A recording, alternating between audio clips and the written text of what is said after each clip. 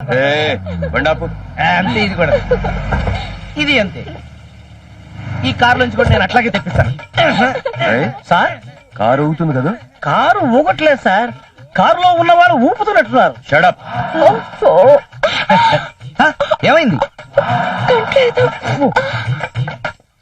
అదిగో పెట్రోల్ వచ్చేసింది. పెట్రోలింగే. దిగు. కారులో ఏం చేస్తున్నావు? అబ్బే ఏం చేయట్లేదండి. ఏమి చేయకుండా నా కారు ఊగుతుందా? చేస్తే ఇంకెంత ఏదో. ఒక్క నిమిషం సార్, మేము షాపింగ్కి వెళ్ళొస్తున్నాం.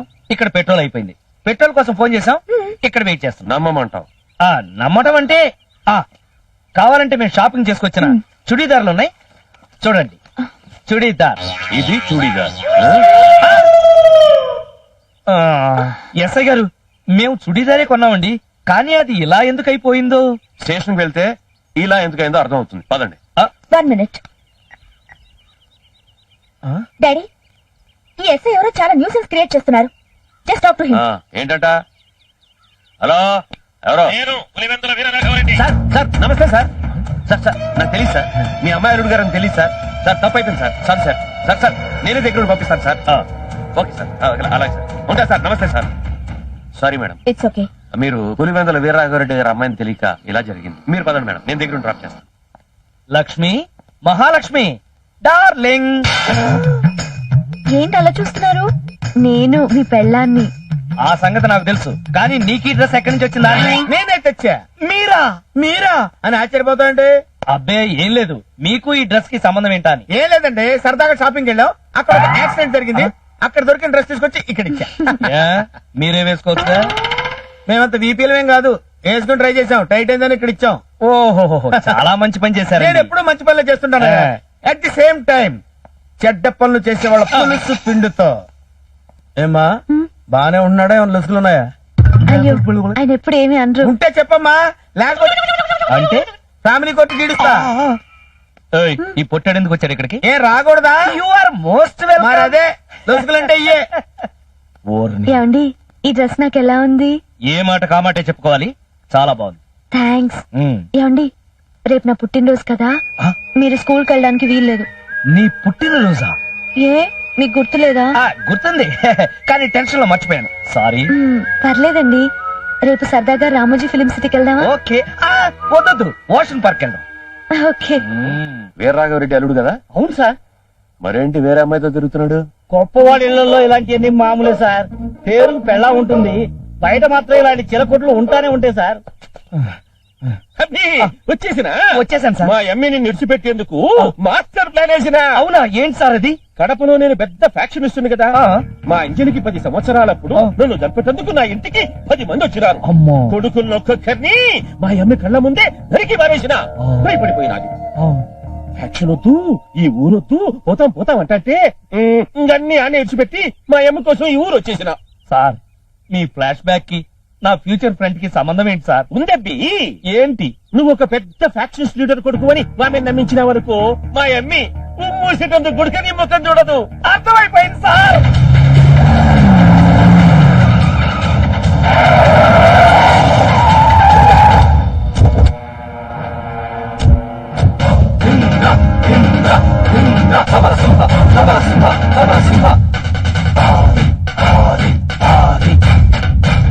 ఏ అప్పిరెడ్డి, రా బయటికి.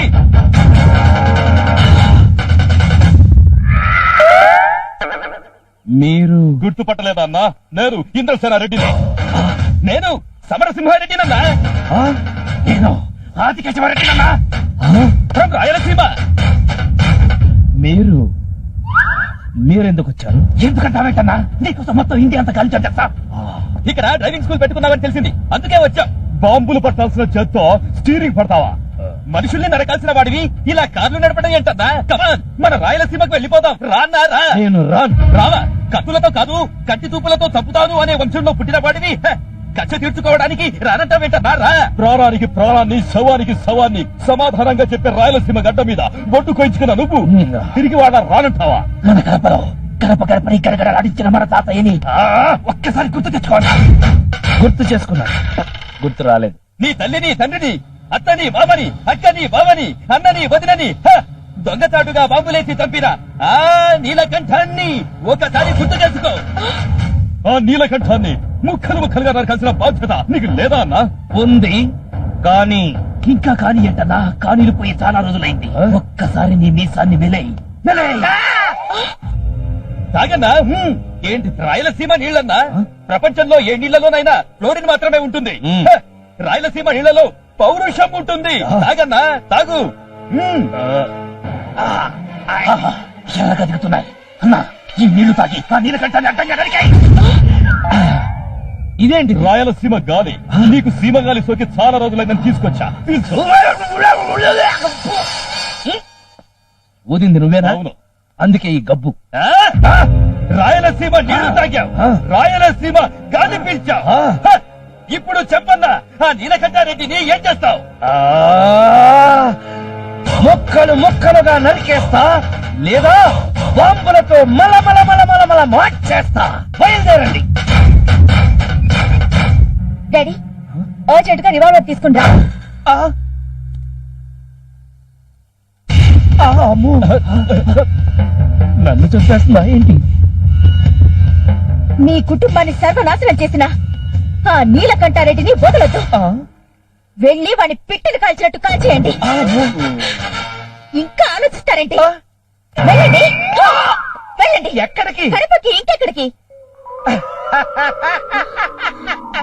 ఇదంతా నిజం అనుకుంటున్నావా? డ్రామా. డ్రామానా? నంది నాటకోత్సవానికి వీడు ఒక నాటకం రాస్తేను రిహార్సల్ చేస్తున్నాం అంతే. మరి ఈ బాంబులు? ఇవి బాంబులా? ఉరికోస కట్టలో కావాలంటే చూసుకో. ఇదిగో అందరూ రిహార్సల్ అయిపోయిందా? వెళ్ళిపోండి, ఇంకా వెళ్ళిపోండి. ఓకే, నేను వెళ్ళొస్తాను. పదండి.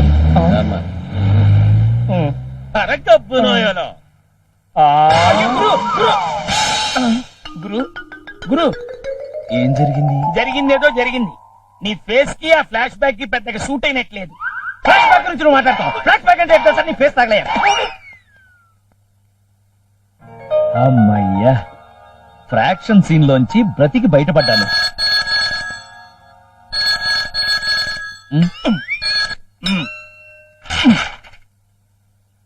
హలో, నేను వాస్తు శిల్పిని. మీరు బయట ఉన్న కారు విప్పండి, వెళ్ళండి. రండి. చెప్పండి సార్, ఎంత కావాలి, ఎక్కడ పెట్టాలి? నీ డ్రైవింగ్ స్కూల్ కి ఈశాన్యంలో వాటర్ ఉండాలి. ఓ, బోర్వెల్ తవ్వించమంటారా? అంతొద్దు. రాత్రి 12 గంటలకి 4 క్వార్టర్ బాటిల్ 4 వాటర్ బాటిల్ ఈశాన్యంలో పెట్టించు. అబ్బా, ఈసారి మళ్ళీ తేలిగ్గా అయిపోయింది. దాంతో పాటు దక్షిణ 10,000 పెట్టు. సదా నీ సేవలో వాస్తు శిల్పి. అంటే వాటర్ బాటిల్ వాటర్ బాటిల్ తోనే అయిపోతుంది కదా అనుకున్నా. అవి ఎక్స్ట్రా అన్నమాట. ఎవరు? నేను గీత తాతని. గీత ఉందాయా? గీత లేదు. ఎక్కడికి వెళ్ళింది? దేవుడి దగ్గర. అంటే చంపేశావా? దేవుడి దగ్గరికి వెళ్ళడం అంటే చంపేయడం అవుతుందా? మా బామ్మ కాశీకి వెళ్తుంటే ఆవిడతో పాటు దేవుడి దగ్గరికి వెళ్ళి. చాలా సంతోషం బాబు. రాగానే ఫోన్ చేయించయ్యా. అలాగే, వస్తుంది, చేయిస్తా.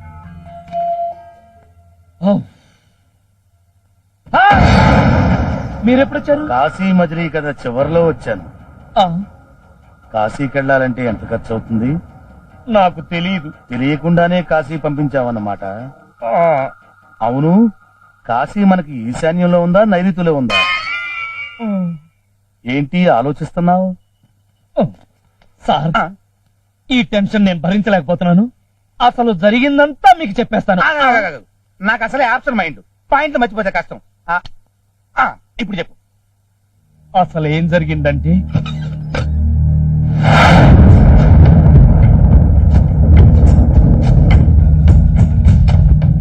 అలా జరిగిందండి. ఓహో, ఇంత జరిగిందా? ఇంతకీ ఆ బ్లాక్ మెయిల్ చేస్తున్న వాస్తు శిల్పి ఎవరో? మీరు కాదా? చిచ్చి, నేను బ్లాక్ మెయిల్ చేయడం ఏంటి? అసలు ఈ కేసు గురించి ఇంతవరకు నాకు తెలియదే తెలియదు.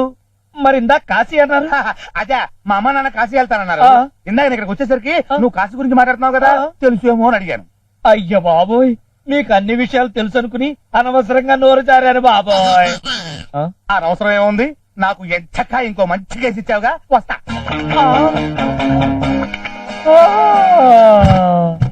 Sir, full tank. Okay sir.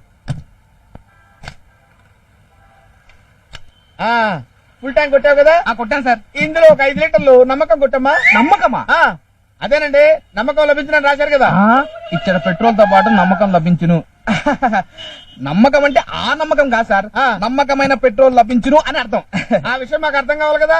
నమ్మకం లభించినట్టే నమ్మకం కొట్టించుకుందామని వచ్చాను ఇక్కడికి. అబ్బో. తీరా ఇక్కడికి వచ్చాను కదా అని పెట్రోల్ కూడా కొట్టించుకున్నాను. నమ్మకం పోస్తేనే పెట్రోల్ కి డబ్బులు ఇచ్చేది. ఆ, అంటే నమ్మకం పోస్తేనే డబ్బులు ఇస్తారన్నమాట, లేకపోతే ఇవ్వరన్నమాట. ఎందుకు ఇస్తామండి? ఇవ్వం. ఇవ్వరు. ఇవ్వం. సార్ ఒకసారి రూమ్ లోకి వస్తారా? ఎందుకండి? అంటే నమ్మకం నలుగురు మధ్య ఇస్తే బాగోదు సార్, 4 గోడల మధ్య ఇస్తే బ్రహ్మాండంగా ఉంటుంది. Very good, fantastic. రండి సార్, వస్తున్నా సార్. హ్యాపీగా ఉంటుంది. దూరేసేయ్. చేస్తున్నా సార్. Very good.